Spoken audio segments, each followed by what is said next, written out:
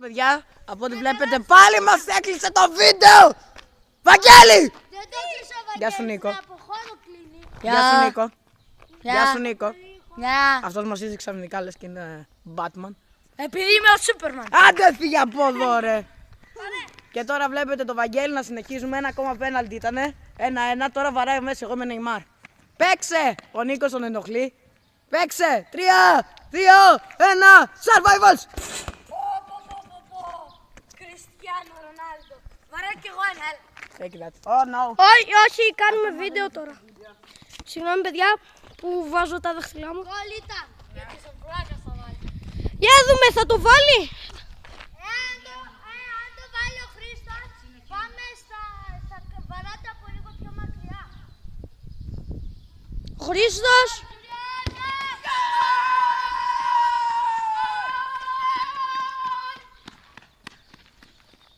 Κάνει dub.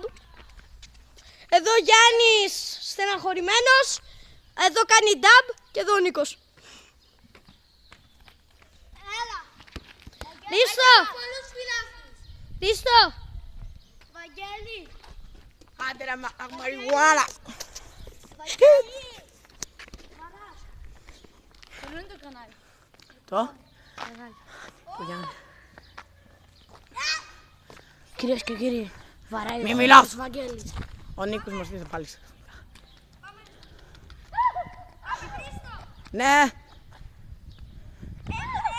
Νίκο τελείωνε, θα σε κυνηγήσω. Και τα βεκρούι! Δεν έχει, δεν έχει. Άντε ρε, συνέχισε. Στο είπαμε. Ωραία, Βαγγέλη, όχι σε κοιλιές, τις στέλνουμε. Όχι ρε, να σου φύγουν τα σκατά γι' αυτό. Ο τρελάρας εδώ. Άι βρε, τσιγκάνε. Ένας τσιγκάνος. Άι βρε. Για κάτω. Ο Χρήστος. Έχασα 5-4 στα πέναλτι.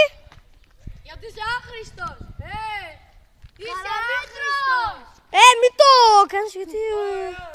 Τι 5-4 ρε, 3-2 έχασες. Πάρε, Νταμπίδη. Εσύ είσαι κάτι που ξεκινάει από γά και μετά αυτό. Το μη.